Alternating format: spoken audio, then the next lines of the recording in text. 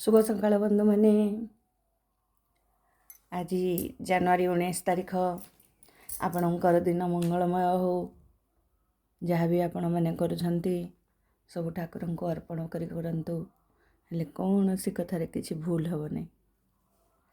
मु वृद्धाश्रम कथा कहूली, माँ बापा कथा कहूली, छुआ मानकर हतादर कथा कहूली। आज किंतु मु अन्य कथा कहबी। केवल छुआ मैंने हतादर करती ता नुहे, आमे माँ बापा माने भी थरे थरे छुआ मान प्रति बहुत क्रूर, बहुत निष्ठुर, बहुत हतादर करें। तेणु आज मु कहबी कर्मफल विषय। जी आमको कर्मफल दियंती से होचंती से परम विश्वनियंता श्रीकृष्ण। मु वृद्धाश्रम पठाथुआ कथा अनेक कहली, किंतु आज से मुद्रार अन्य पार्श्व कथा कहबी। संतान माने एते निर्दय कौन पाई होई जाउछंती से कथा कहबी। आमे बापा माँ माने मध्य अनेक भूल करिथाउ। आमे बापा माँ माने मध्य अनेक भूल करिथाउ। संतानटी सही पारि न थाए कि प्रकाश मध्य करि पारि न थाए, कहि पारि न थाए।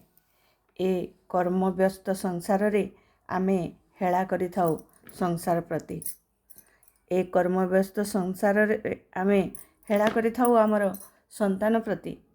अति छोट बेले जेते बेले संतान को माँ कोलर उष्मता दरकार थिला, जेते बेले ताको माँ कोलर उष्मता दरकार होई थाए, आमे ताको आया कोलरे छाड़ी देई थाउ। ताको चाकर चाकराणी बड़ कर दियंती। संतान को एक कथा जम्मा पसंद होई न थाए, किंतु से कहि पारि न थाए।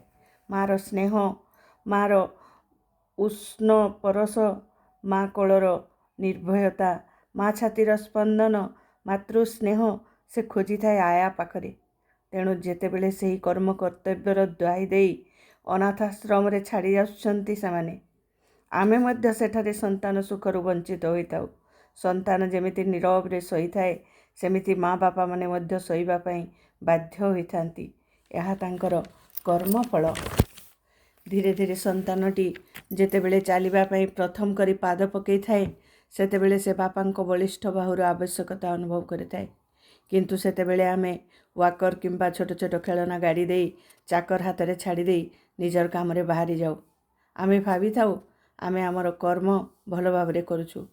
जदि आया हाथ संतान चलिबा शिखिब, ताहले बार्धक्य सेई संतान माँ बापांकर हाथ छाड़ी देबा कथा किछि बड़ कथा नुहे। जदि आया हाथ संतान चलिबा शिखिब, ताहले बार्धक्य सेई संतान माँ बापांकर हाथ छाड़ी देबा कथा किछि बड़ कथा नुहे। सेईटा आमर कर्मफल। जेतेबेले पिलाटी प्रथम प्रथमे पाठ पढ़िबा पई विद्यालय को जाई थाए, सेतेबेले सेठिते देखि थाए समस्तंको।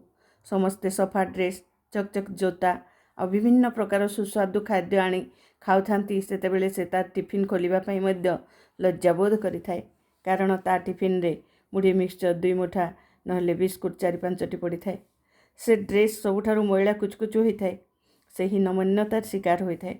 घरे केही कहि पारि न थाए, कारण से देखि थाए ता प्रति जत्नशील हेबा परिवर्ते माँ तार घर काम एते व्यस्त जे निज स्वास्थ्यर मध्य जत्न नहीं न थांती, नहीं पारु न थांती। से नीरवी जाए, मन कथा काहारी को कहि पारे ना। से नीरवी जाए, मन कथा काहारी को कहि पारे ना। समय सहित समयर स्रोत रे से बड़ हो जाए। घरर व्यवसाय संभाळिबा दायित्व ताकू दिया जाए। बाहरे रही रही से धीरे धीरे माँ बापा स्नेहरु वंचित होता है। तांकठारु दूरेई जाई से निशा पाणीर आश्रय नहीं थाए। ए संसार रे निशा पाणीर आश्रय देवा पाई बहुत बंधु मिलिबे, हेले गोटे संतान निशा पाणीर आश्रय केतेबेले निए। से जेतेबेले देखि थाए तार परिवार ता मन को बुझी पारु नांती। आ मार स्नेहभरा कोल, बापार शक्तिशाली कांध ता पाखरु दूरेई जाउछि। केवल ताठारु काम ही आदाय करा जाउछि। बयस गड़ी चली थाए, अथच ताकू जीवन साथीटीए मध्य मिली न थाए।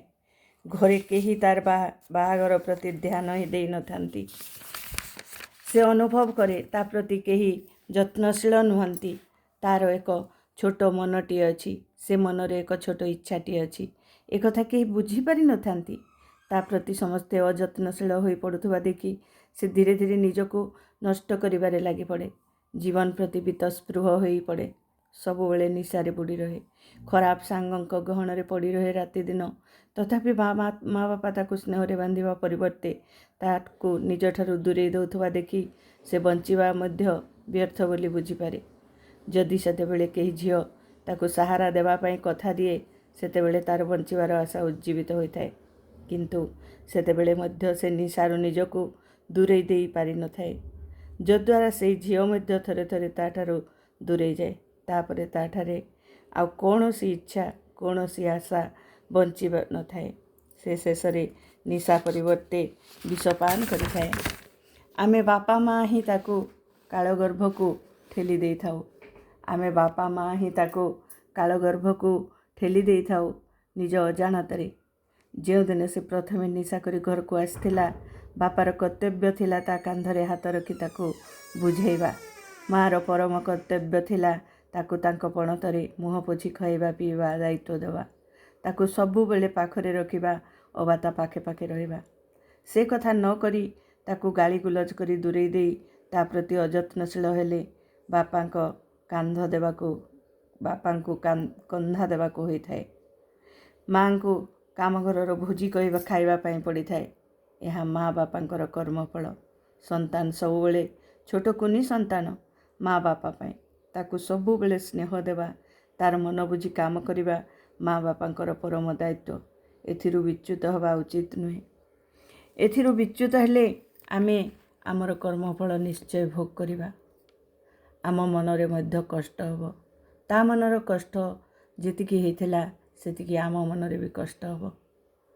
ସିଏ ଯେତେବେଳେ ଆପଣ ମା ବାପାଙ୍କ ଠାରୁ ଦୂରେଇ ଯାଇ ନିଶା ପାଣିର ଆଶ୍ରୟ ନିଏ ମା ବାପାଙ୍କ ବଦଳରେ, ସେତେବେଳେ ଆମେ ଚେତି ଯିବାର ଥାଏ। କିନ୍ତୁ ଆମେ ଚେତି ପାରୁନା। ଆମେ ତାଠାରୁ ଦୂରେଇ ଯାଉ ବରଂ। ତେଣୁ ସମସ୍ତଙ୍କୁ ଅନୁରୋଧ, ଆପଣମାନେ ସମସ୍ତେ ସନ୍ତାନମାନଙ୍କ ପ୍ରତି ଯତ୍ନଶୀଳ ହୁଅନ୍ତୁ। ସନ୍ତାନ କେବେ ବୁଢ଼ା ହୁଏ ନାହିଁ। ସନ୍ତାନ କେବେ ବଡ଼ ହୁଏ ନାହିଁ। ମା ବାପାଙ୍କ ପାଇଁ ସନ୍ତାନ ସବୁବେଳେ ଏମିତି ଛୋଟ କୁନି ପୁଅଟିଏ ବା ଝିଅଟିଏ ହୋଇ ରହିଥାଏ। ତାଙ୍କ ପ୍ରତି ହେଳା କରିବା ଆମର ମା ବାପାଙ୍କର କେବେ ବି କର୍ତ୍ତବ୍ୟ ନୁହେଁ। କେବେ ବି ଆମେ ତାଙ୍କୁ ହେଳା କରିବା କଥା ନୁହେଁ। ଯେ ପର୍ଯ୍ୟନ୍ତ ଆମେ ବଞ୍ଚିଛୁ ଆମେ ତାଙ୍କର ଯତ୍ନ ନେବା ଉଚିତ। ସେଇଟା ଆମର କର୍ମ, ସେଇଟା ଆମର କର୍ତ୍ତବ୍ୟ। ଆପଣମାନେ ଏଇଟା ପଢ଼ିକି କେମିତି ଲାଗିଲା? ଆପଣମାନେ ଏମିତି କିଛି କଥା ବାହାରେ ଘଟୁଥିବା ଅନୁଭବ କରିଛନ୍ତି କି? ନିଶ୍ଚୟ ମୋତେ କମେଣ୍ଟରେ ଜଣାଇବେ। ଆଉ ଟିକେ ମୋତେ ସବସ୍କ୍ରାଇବ୍ କରିଦିଅନ୍ତୁ। ଦିନକୁ ଗୋଟେ ସବସ୍କ୍ରାଇବ୍ ଆସୁ, ଦିନକୁ ଜଣେ ମୋର ସବସ୍କ୍ରାଇବର୍ ହୁଅନ୍ତୁ, ହେଲେ ବି ମୁଁ ଆଗେଇବା ପାଇଁ ସାହସ କରିବି। ଆପଣମାନଙ୍କର ସାହାଯ୍ୟ ମୋତେ ସାହସ ଦେବ। ରହୁଛି। ରାଧେ ରାଧେ। ଜୟ ଶ୍ରୀ କୃଷ୍ଣ।